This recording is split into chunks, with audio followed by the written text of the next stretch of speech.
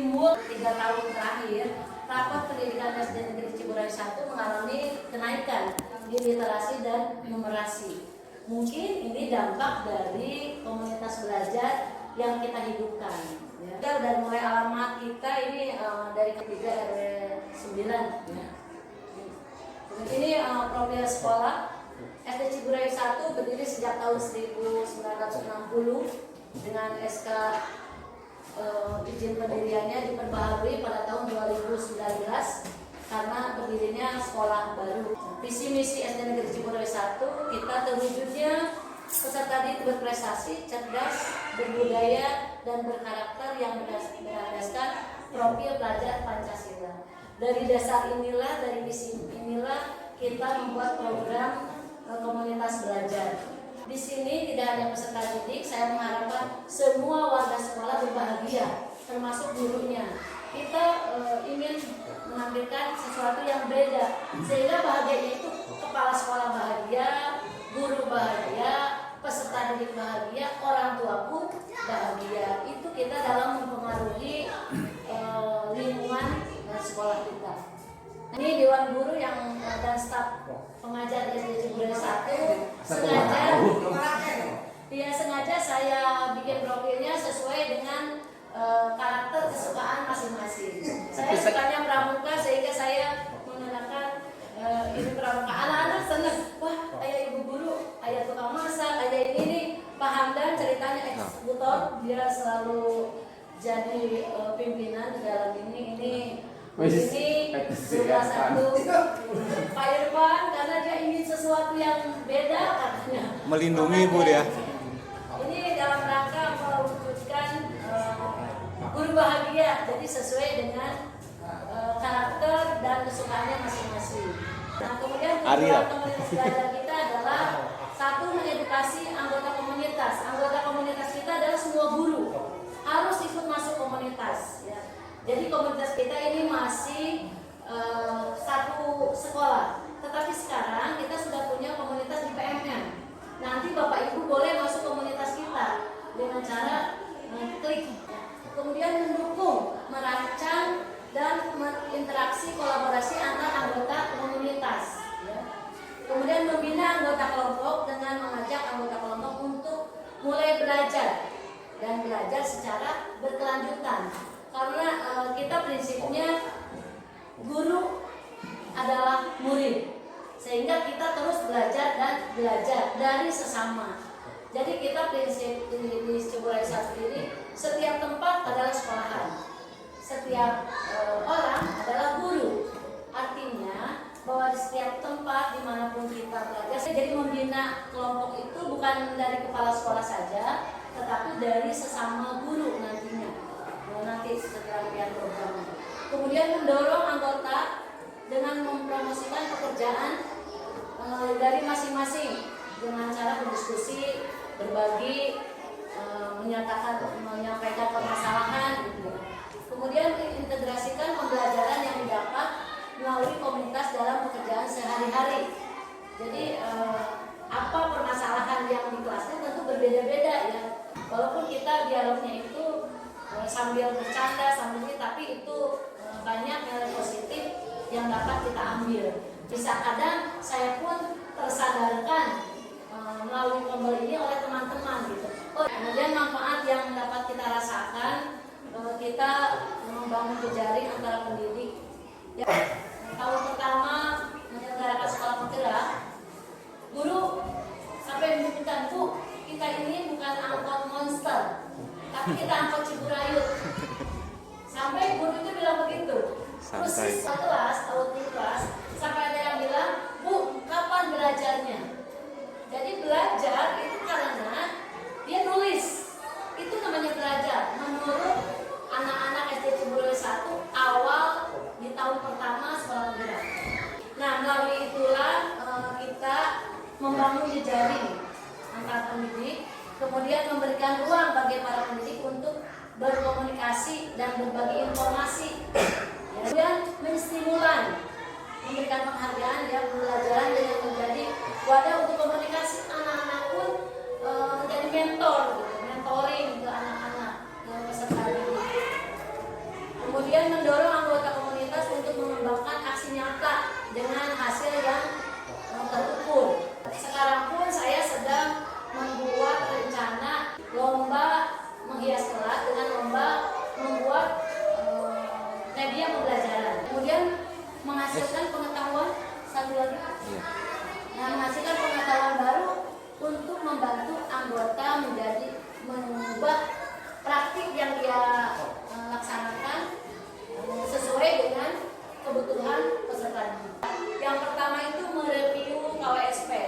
Jadi setiap 6 bulan sekali KWSP direview. Nah, nanti di Juli ini kita jadi setahun kita buat, tetapi nanti kita di tengah-tengah mungkin mereview karena pernah CP itu berubah sampai 3 kali. Kemudian digunakan proses yang digunakan dalam proses pembelajaran. Jadi guru nanti membuat RPP-nya sesuai dengan KWSP ini. Kemudian mereview RPP dan modul ajar. Ini hasil kombel, nanti hasil refleksi dari teman-teman semua, sehingga RPP yang pertama itu ada perubahan. Nah, ini mereview alur tujuan pembelajaran. Jadi jika tujuannya itu dengan anak-anak tidak sesuai, itu kita perlu mereview. Di tahun 2 pun kita membahas review bahan ajar. Karena bahan ajar di kurikulum mereka itu tidak ditentukan. Apapun boleh jadi bahan ajar. Bisa dari sejarah, anak Ciburayu itu apa sih? Kenapa kehidupannya bertani, kenapa berdagang? Nah, itu kita cari ke pedagang jadi bahan ajarnya. Jadi bahan ajar ini kita review, kita perbaiki, semua kita jadikan sumber ajar. Kemudian asesmen. Asesmen juga sama, kita selalu kita ubah. Ini mencakup evaluasi tentang bagaimana peserta didik diukur dalam mencapai tujuan pembelajaran. Anggota komunitas belajar akan berdiskusi metode asesmen. Jadi metode asesmennya ini misalnya ada performan. Apa itu yang dinilai? Bisa anak bernyanyi, yang dinilainya itu apa?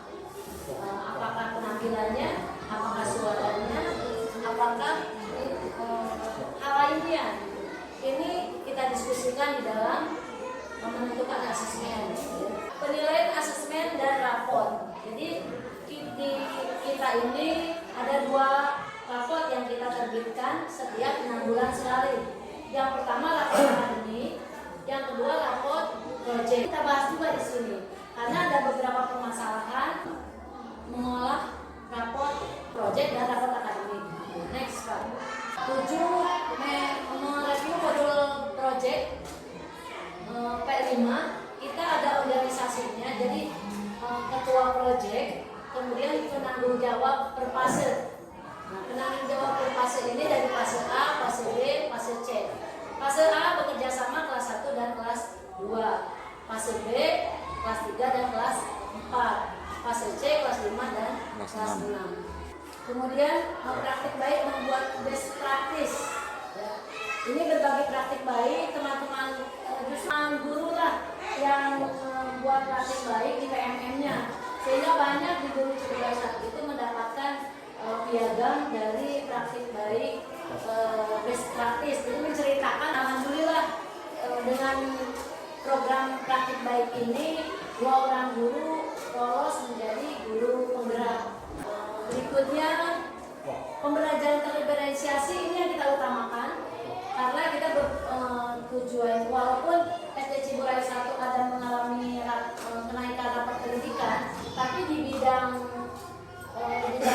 proses pembelajaran mengalami penurunan walaupun masih hijau.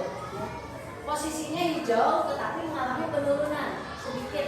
Di sekolah ini kita pembelajaran diferensiasi ini mulai membahagiakan.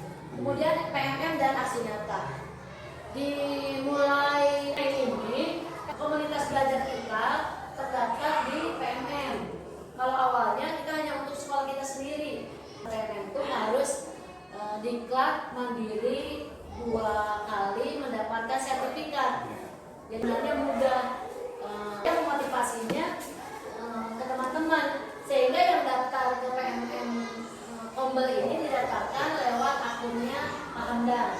Kombel kita namanya Ngobras Ciburasa. Ngobras itu artinya ngobrol cerdas, Ciburayut 1. Ini adalah struktur komunitas belajar kita. Saya sebagai kepala sekolah menanggung jawab, kemudian Pak Hamdan itu sebagai ketua, Dwi sebagai bendahara, Pak Irfan sebagai sekretaris, dan lainnya sebagai anggota. Kita belajar berdemokrasi.